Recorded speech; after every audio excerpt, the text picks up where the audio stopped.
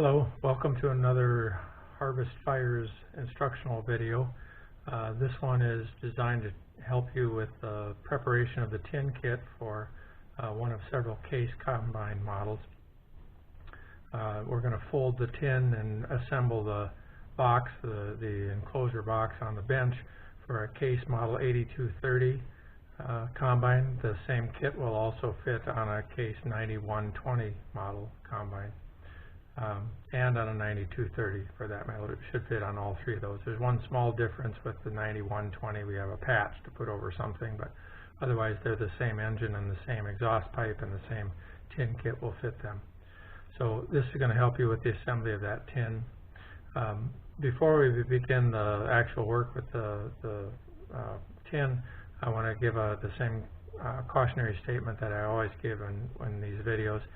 This kit is a fire stop kit for a combine harvester. It's designed to stop the chronic fires that occur at the exhaust system when you have volatile dust, particularly the kind that occurs in sunflowers, although it does occur in some other crops as well.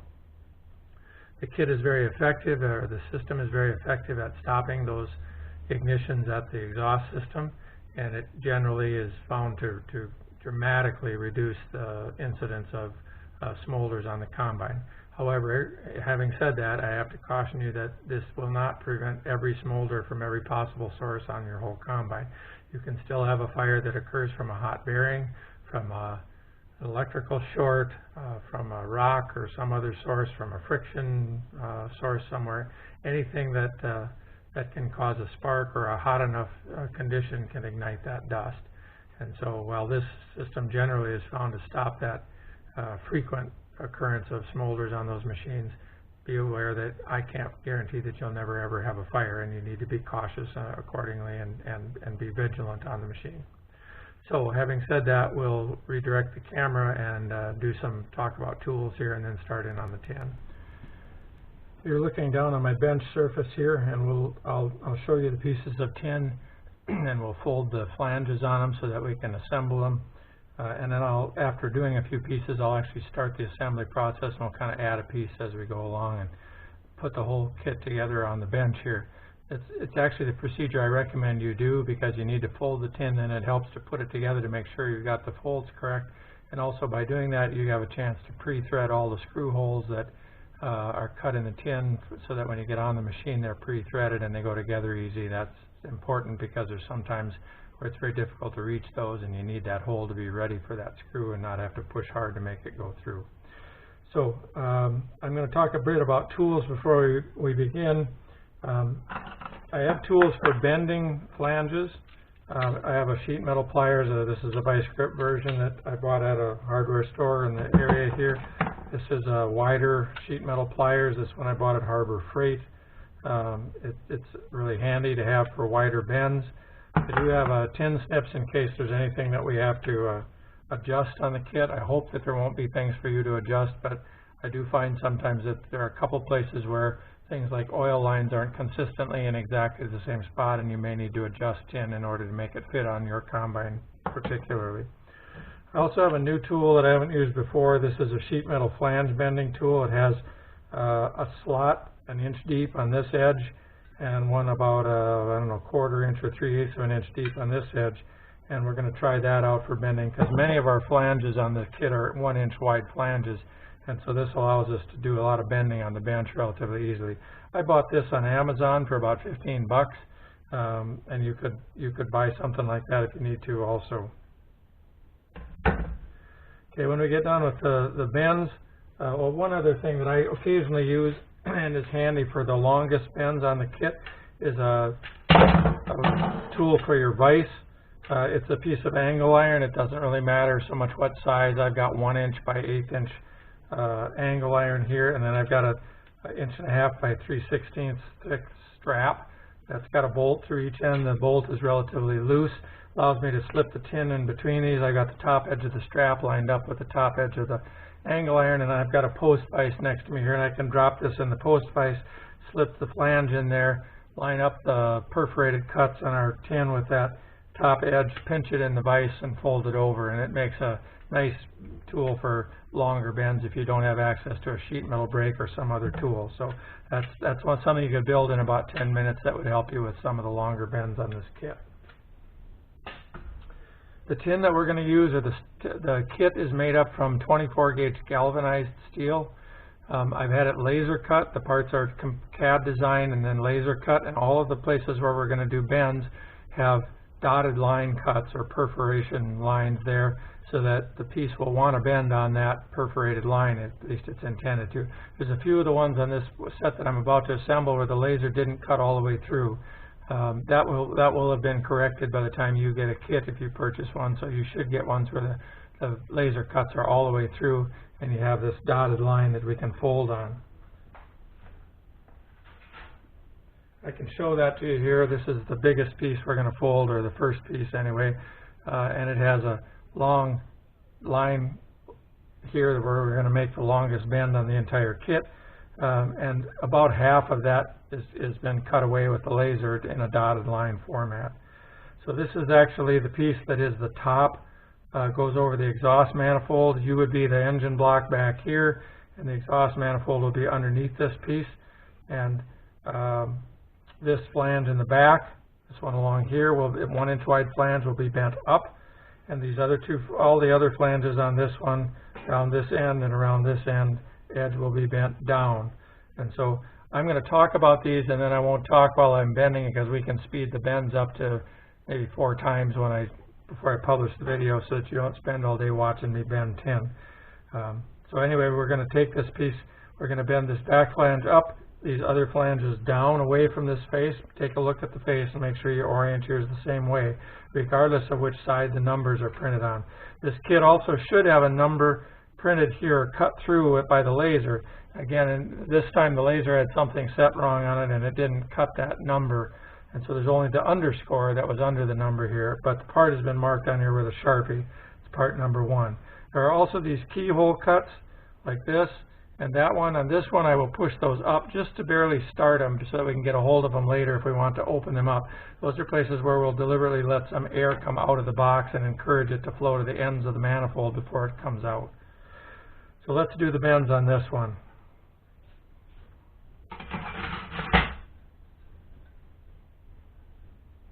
I'm going to do this long bend, this long first one, in my bench tool, that angle iron tool, and the rest of them I'll do with these other tools.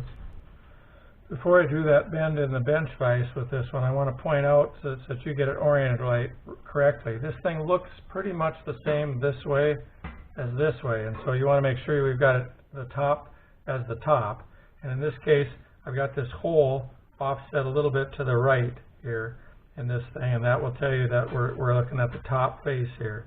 Also, the mounting hole that'll go against the block there's one near the right hand end of this, or my right hand, your left hand end. The other one's farther away, so that's the top of this piece.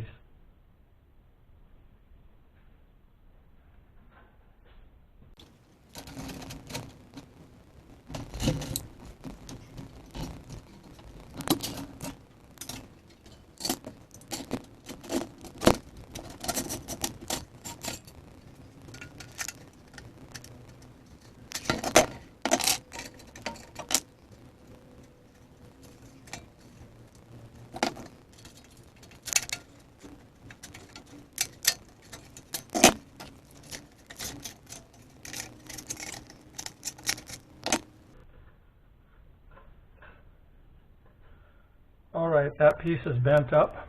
The back flange is bent up 90 degrees, the other flanges are all bent down 90 degrees, and we pop the keyholes up just a little bit to get a hold of them. So that's piece number 1.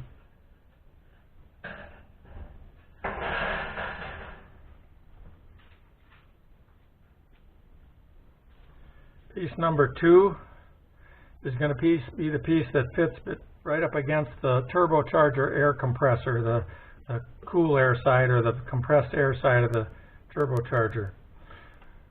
I want you to take both pieces 2 and 3 and put them together, and you can match up the pilot holes that have been cut by the laser. These two will match these two, and these two a little bit farther apart will match these two, and they go like that, and that will tell us how this thing is oriented. And you can see this area is where the turbocharger bearing is going to be. We're going to surround the turbocharger bearing and then go up against the face of the compressor with this piece. And so all of the flanges on this one bend away 90 degrees, these three, and I'll show you how to do the next one in a minute.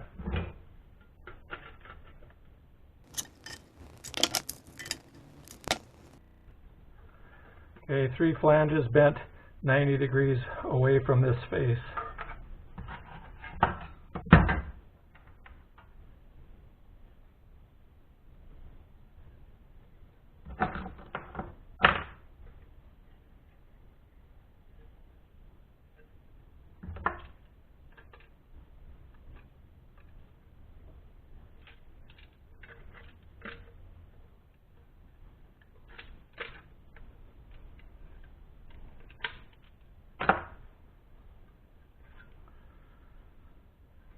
Okay, that's 1, 2, 3, 4 flanges bent under on this one. I've got this last little flange. I'm not actually certain which way that goes. I'm going to bend them under for right now, but it may be that we even take that one off. That one will fit like this over the top of the other one. And you can tell by the screw holes which way the screw is going to go through from the side with the larger pilot hole. And this is one of the few pieces where we might put a screw through from the inside to the outside, because it's very difficult to get these in here from the compressor side. So we might go through from the turbine side this way when we assemble it. I'll show you that in a bit. Okay, piece number 4. This one should have a number. It should be in this flange over here, but the laser just barely touched this. It didn't really cut through it or even hardly score it at all. And so this one is one that's I'm going to have to do some harder work on to bend these because there's no laser perfs. But I'll point out this piece is going to go under the left end of the manifold. Manifold we looked at here, it was from here down to here. This is going to go under my left end or your right end, the bottom. It'll match up to piece number 1, or at least match up in shape to piece number 1. There will be a piece that connects the two. So we've got those. The only flanges on it are this one here, and then 2 little ones right here and here. This one on the end, we're going to bend down, but only just very slightly. All we're really doing here is giving it enough of a bend, just a couple of degrees, so that the next piece can easily slip on the top side of it, and then they'll line up and we can. And this one has holes here that should be there in place, but again, the laser didn't cut those through, and I will do that with a punch here in a little bit off camera. The other 2 flanges that are here I'll show you how to bend them. I'm going to have to cut where the laser should have cut the relief for them here.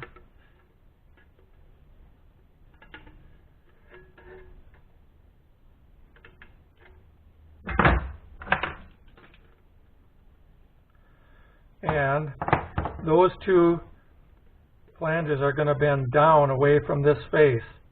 They're actually going to go up against a surface on the engine block and keep it from going in too far. The rest of these tabs, this one and this one and this one, will slip in to a slot in the block in between the head and the actual block. So these 2 I'm going to bend down. I'm going to use this to see the laser line where they should have bent, but didn't.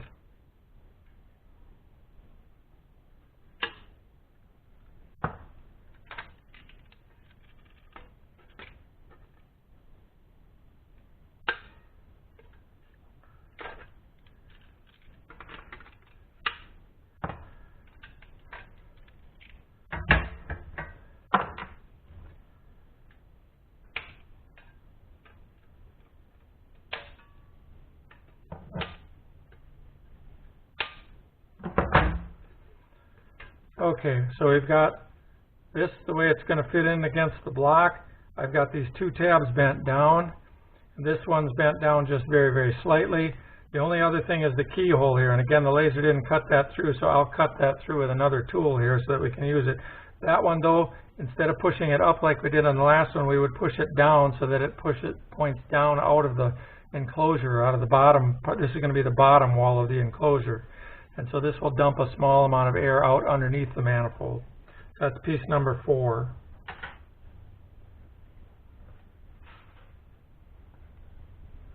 This is piece number 5. There should be a number on the flange here, but it's missing. It's marked here with a Sharpie as piece number 5.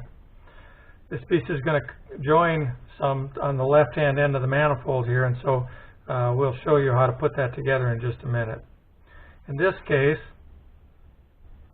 this surface is actually the top of this piece, or at least the upper surface of this piece. And I have flanges here, or bends to make here, here, here, and along this face. First one I'm going to make is to take this little flange here. This one's only about 1/8 of an inch wide, and it'll bend kind of hard. I'm going to bend it out slightly, about 45 degrees. I'm also going to trim off that really sharp point there because I don't want a sharp point there.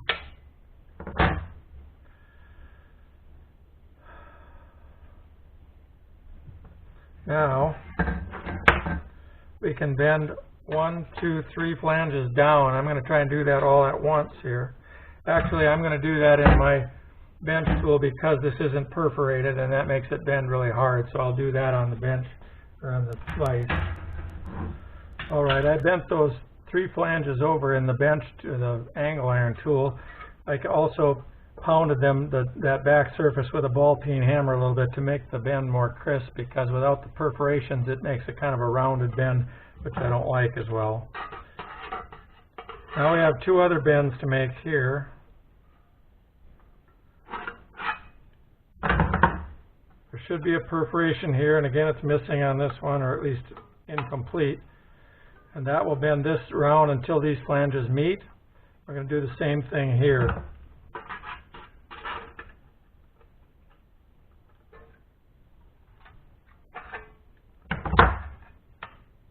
These are slightly rounded on my case, but it'll still work fine. Then this flange on the other end, I'm going to bend up.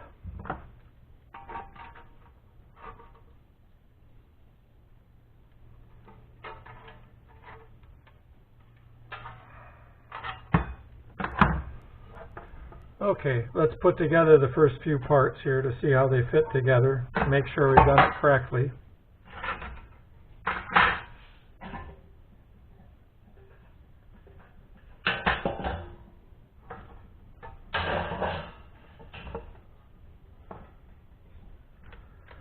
I have a number 2 square drive bit in my drill driver.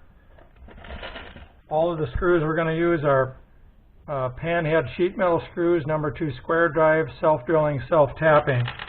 So they'll go through these holes.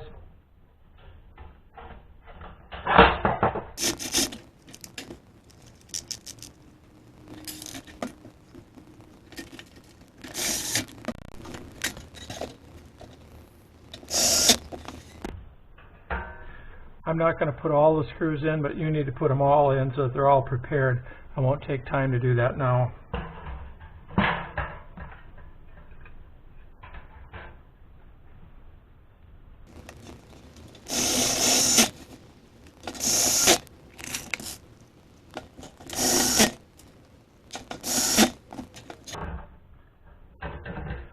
Okay, that's the first part of our assembly.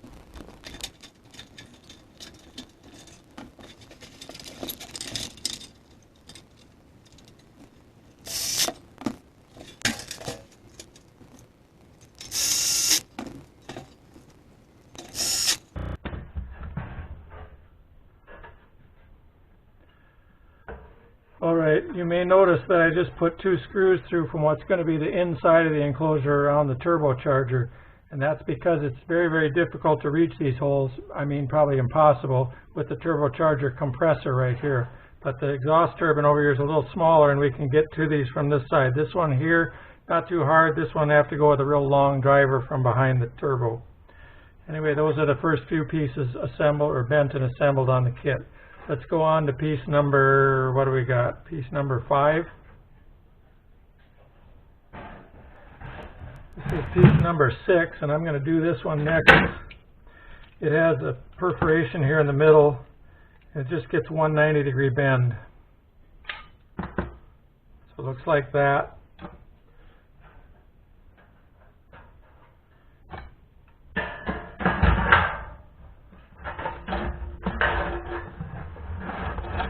Has 4 screw holes in it, and they should match up with these 4 holes in the bottom of the manifold cover here, and we can probably put that piece in place now, at least onto this piece.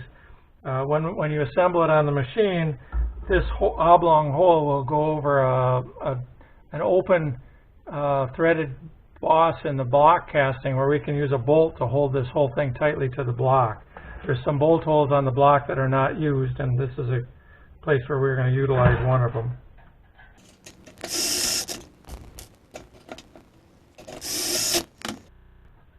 Okay, I put in the bottom 2, and you might want to do the same thing. We can actually leave those assembled and put that piece in place probably as a unit.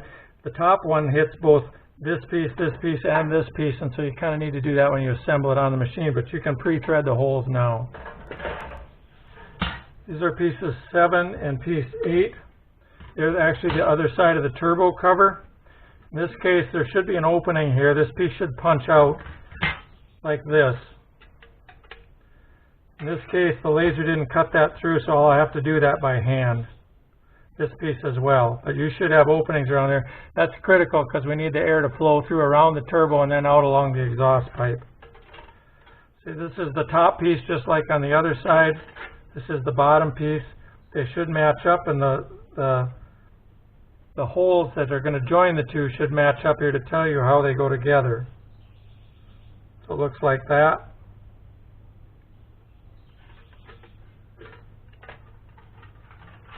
So let's look at these faces like this. Get a picture, get a good look at how these go together and what the shapes are. We've got the round hole in the middle that goes around your exhaust pipe after it leaves the turbocharger, and then I've got this long flat flange on top. These flanges are going to bend away from this face. So look at the face and get yours oriented the same way, and those are going to bend away.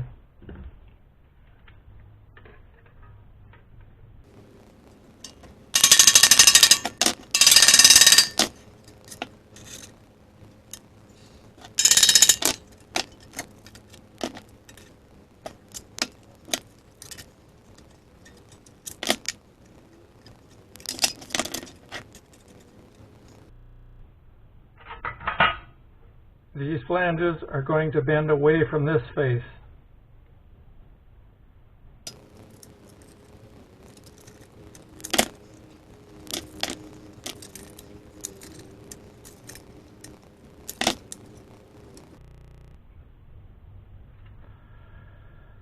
All right, those are all 90-degree bends.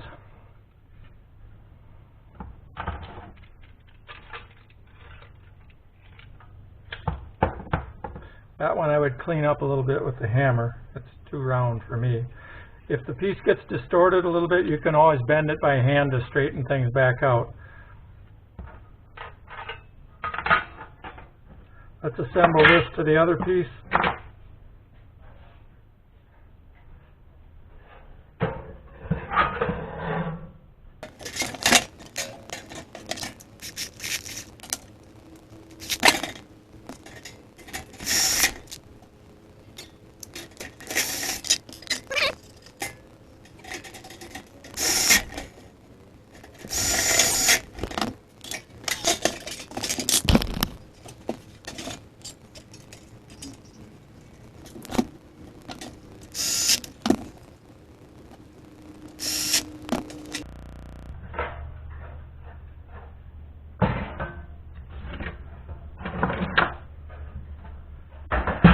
Okay, we have both sides of the turbocharger enclosure there.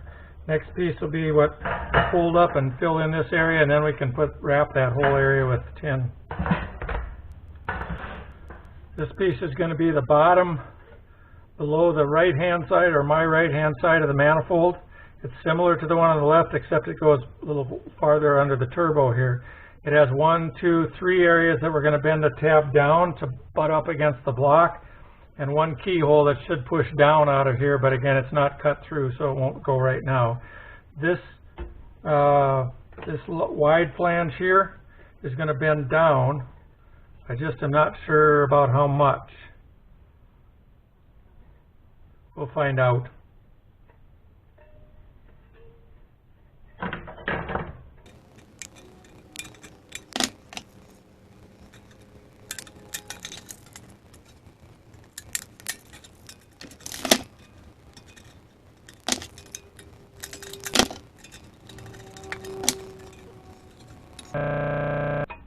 That's the bends on piece number 9. These tabs bend down away from this face. This one is going to bend down. I'm just not sure how much right now. I think it's about 80 degrees or something, about 70, 80 degrees, about like that. We can adjust that later when we put it together. This piece is going to go just like this.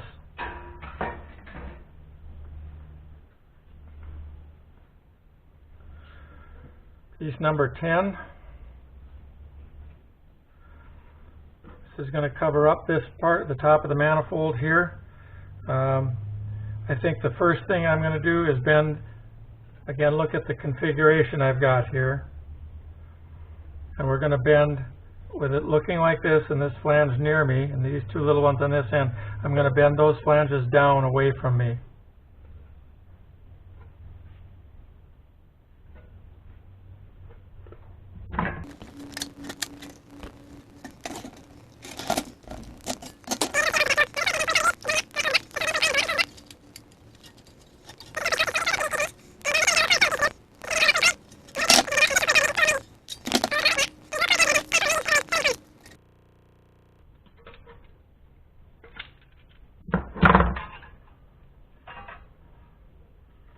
Okay, let's assemble that.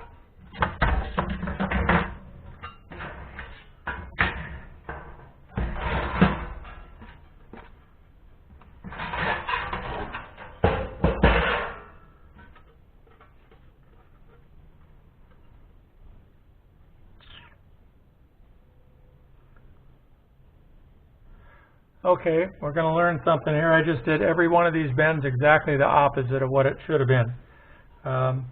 This piece is going to fill in here, but it needs this flange on the bottom end, and so it won't work that way. Everything is backwards.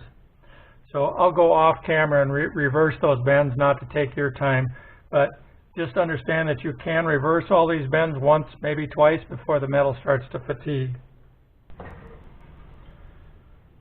All right, I've just reversed every bend on that piece. It looks the same as it did, but everything is backwards, or from what it was now. And we should now be able to assemble it with the other ones.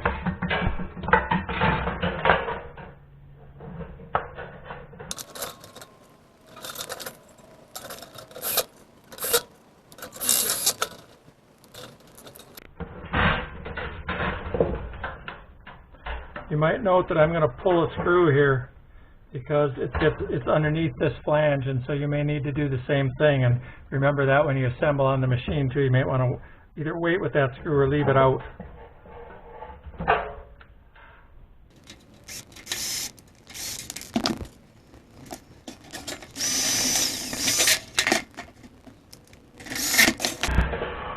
There are other screw holes that do line up along here to tie this all together now.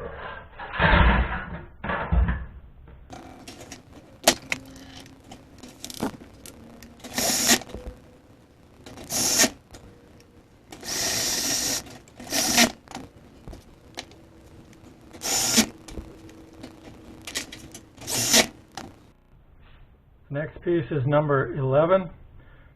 This is another angle tab or angle piece to hold it to the block. This one, the laser didn't cut this.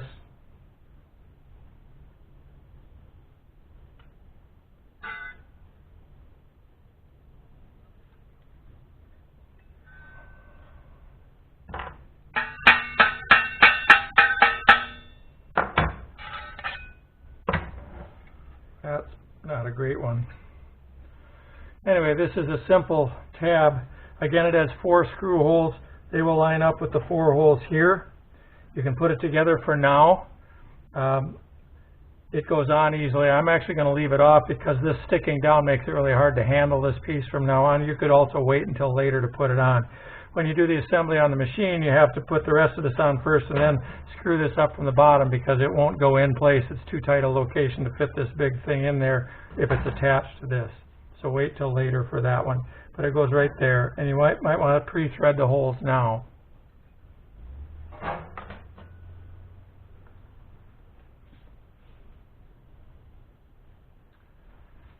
I'm actually going to jump forward to piece number 17. That one was actually 11.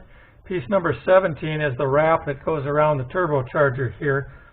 And I want to do that one because it ties this whole thing together for us. We're going to start with it, look at it to get the piece oriented correctly. There are cutouts here, here, and here for the 2 oil lines that serve the turbocharger bearing. This one is where the oil goes up and comes over and comes into the bearing. This is the return line from the bearing back to your crankcase. These openings in the bottom of this piece should match up with those 2 cutouts. So I'm going to make, I'll bend this tab and it will overlap this one that we've already got here. And then each of these tabs, or each of these bend lines will bend around just a small angle, about 22 degrees or so that they fit the corners on the rest of this piece.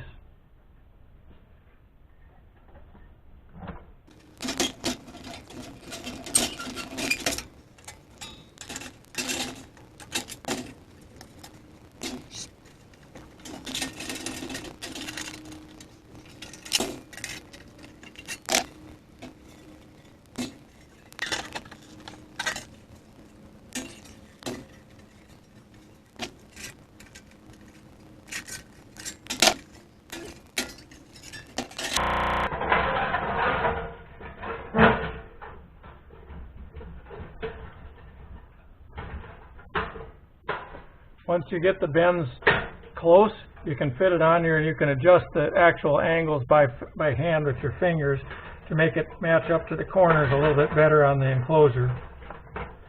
And then we can start putting screws in, and as you put screws in there, it will pull this up tight.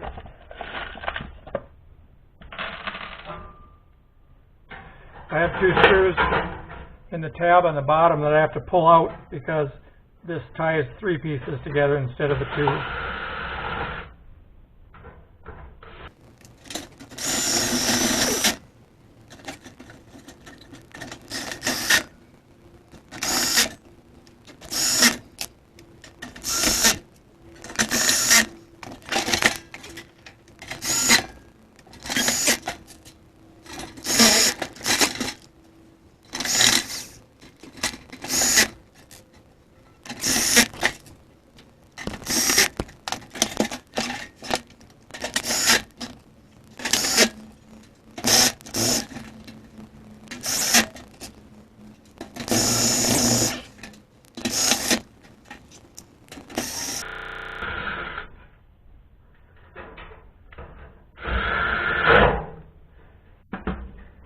I made a little mistake here. I got a screw underneath this corner, so I was trying to drive a screw into a screw. That doesn't work. I need to back this off enough to pull that screw out because they overlap and we get 3 pieces with that one. I won't do that now for the sake of time, but now we have a tight enclosure, a relatively tight enclosure that goes around the turbocharger. You have more screws to put in, but I don't want to do that it'll take more time. But go ahead and put all those screws in so that they're ready to go when it comes time to put it on the machine. I also want to point out now that these holes are designed to fit around those oil lines. And those oil lines are hard lines. They're steel where they come through here. But we want to protect those as much as possible. So I would normally take the edges of these openings and probably cut little tiny flower petals or slits away from them, just maybe 1/8 of an inch. And then I take a pliers and bend those out 90 degrees so that you have a smooth face of the tin that is facing that oil line on both this one and on this one. I really don't want the sharp edge or the hard edge of this tin ever contacting that oil line. with a vibration. I don't want to damage that oil line and potentially perforate it. So we want to bend these open and make any adjustments you need to fit around that oil line. You need just enough clearance to make sure that we have a good fit there. We don't want to lose a lot of air around these points, but we want to have clearance for those oil lines and protect them as well. So you're warned there.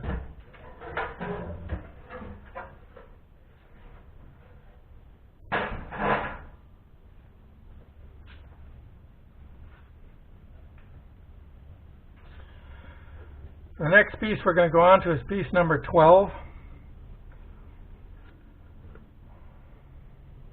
I'm going to shut you off and come back to you when I know which way this thing is oriented.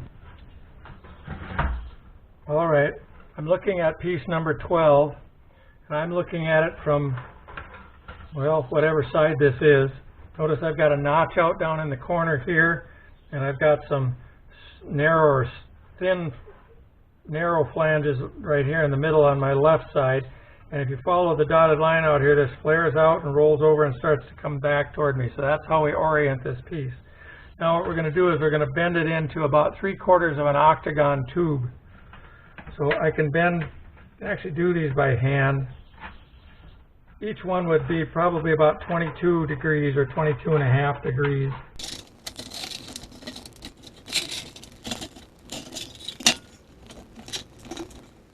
Okay, that's actually not too far off. Now, all these bends can be adjusted as we put it together, but you'll notice that we've got kind of what looks like an octagon shape with a missing or an open side.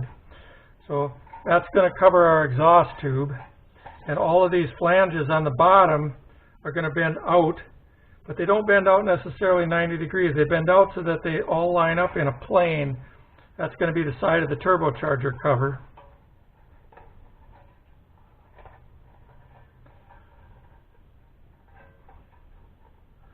I can do the wider ones by hand. The narrower ones I need to use a tool.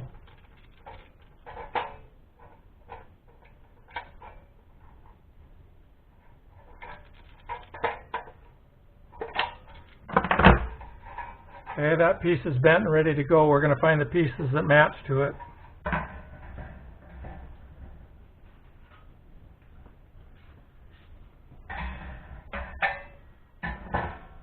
This is piece number 13.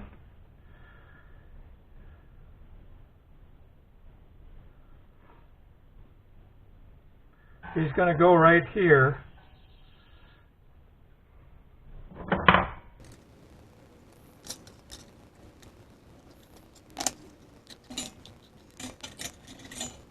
This is going to fill in the rest of this.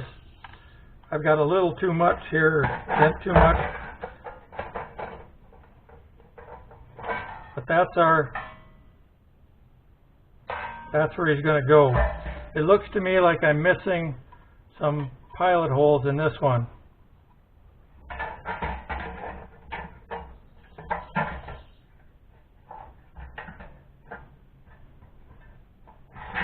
We'll come back to that in a minute.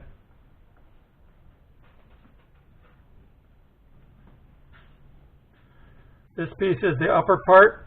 That's going to go around here, and it's going to leave a hole in the middle. We'll talk about that in a bit.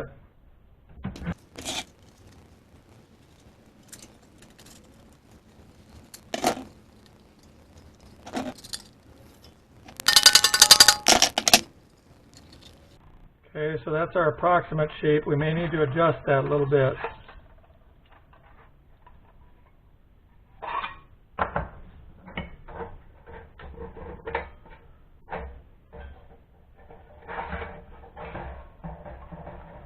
I've got a little too much here, Ben. I'll open that back up a little bit. Now, I'm going to screw this piece on here, and then we're going to figure out how to manage the pilot holes on this one.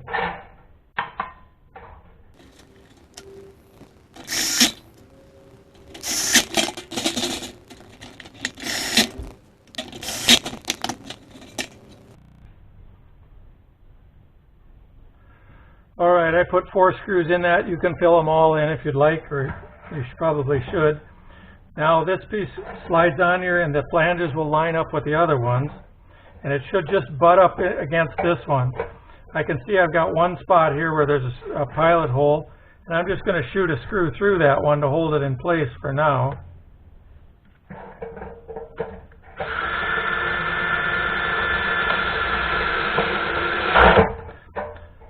They are self-drilling screws, so you can do that and shoot one through there.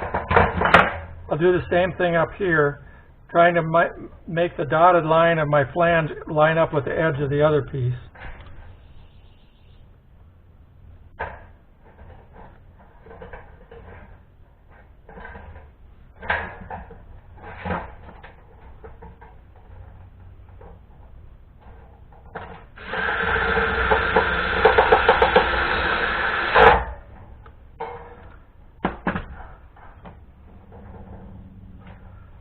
Okay, now we have some options. There are pilot holes on the inside piece, so I could reach in there with a Sharpie. I've got one in my pocket because I use it a lot. And pull through.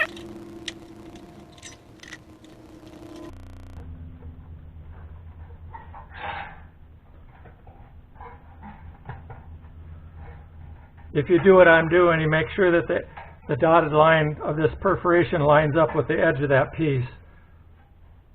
Then mark the holes through there. Now we could take this apart and punch or drill those holes, or you could just hold this together tightly and shoot screws through it. But that's a little dicey because we want all the pilot holes on here to line up with our other piece, and so it needs to fit in the right spot. I'll try and fix that in the model so that you have pilot holes in your piece, but I can't guarantee that we'll get everything correct on every one of these pieces. If I can get them fixed, I will, and then the computer will cut the holes for you.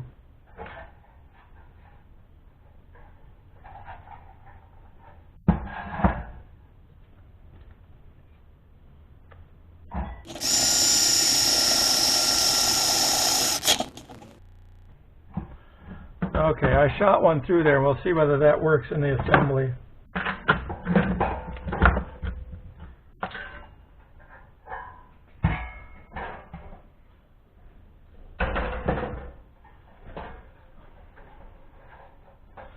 Now, in order to orient this correctly, this real narrow flange, this one that tapers to almost nothing here, will lie right against the bottom of your, or the bottom back, I guess, of this enclosure. So I'm orienting it the way that it's going to have to go on. If we get it right, there are pilot holes that line up, and we can shoot screws through to hold it on.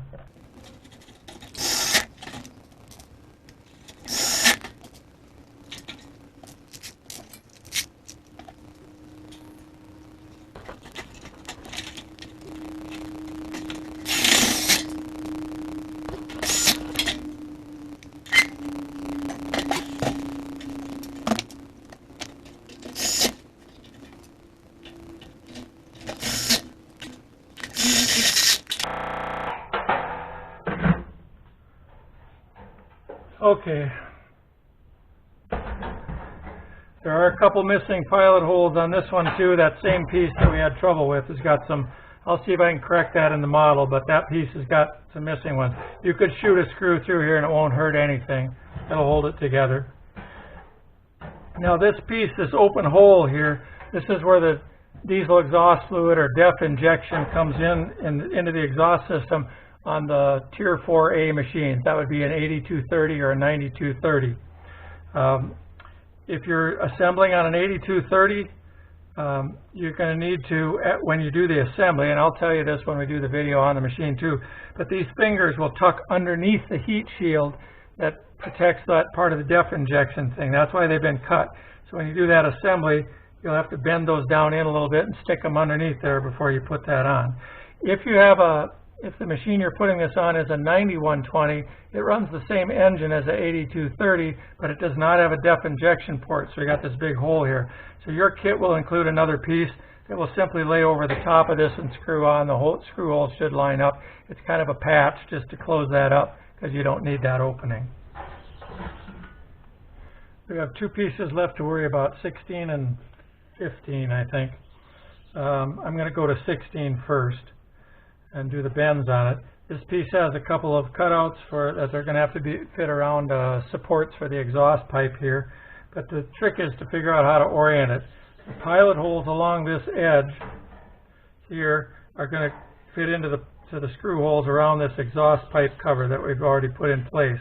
But to know which way to do it, whether it's this way or this way, I'm looking at this center set of perforations. They should line up with this. I'm on the top surface, or what to me is the top surface of the exhaust pipe coming up here, and it's going to overlap this flange. And notice the pilot hole right here lines up when that dotted line lines up with this dotted line here.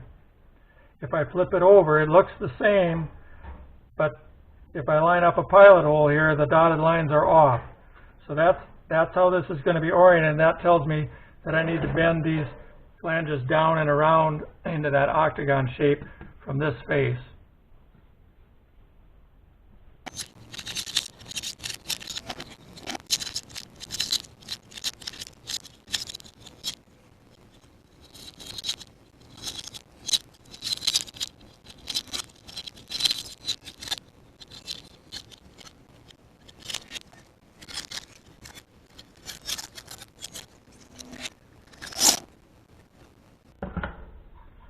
Alright, I've got this top piece bent into that rough octagon shape again. Again, you can tweak it. You can bend it a little bit by hand when you need to.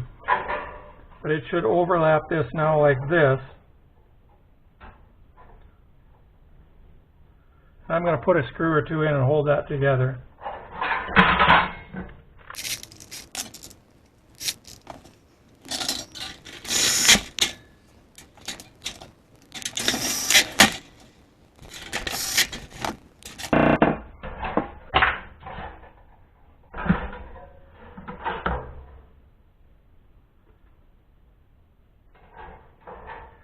This is the bottom matching piece, and again, if we line up this dotted line, I don't have any holes right here, but I do have a hole out here, and if I line up the dotted line and then as if I was going to bend it here, that hole will match up with that pilot hole.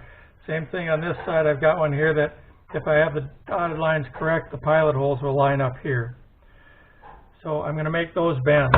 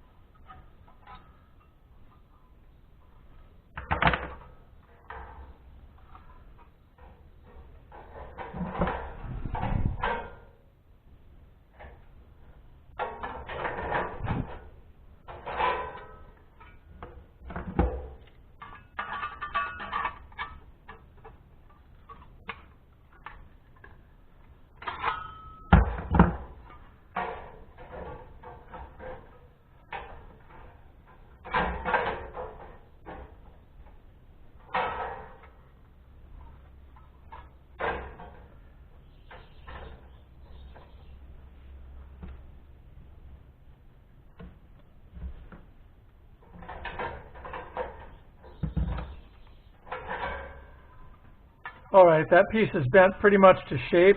This cutout is going to go around as support for the exhaust pipe in the bottom here. And so we've done our best to make it fit. You may end up trimming to make it fit on the machine, although this should be pretty close now to what it takes to go around that. Notice that I've got large pilot holes on these side flanges. That means that they overlap the outside of this one. So we can go around the outside of that one.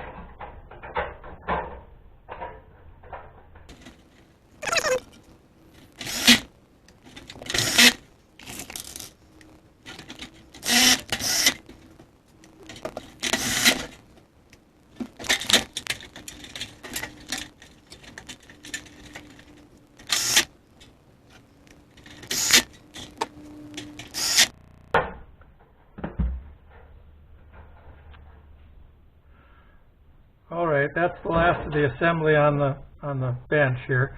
I will point out that these tabs here that are shown here and on the far side when you do the assembly on the machine, you actually have to bend that out to fit around the piece that it goes around, and then flip it back in before you put any screws in. But we'll do that when we do the assembly on the machine.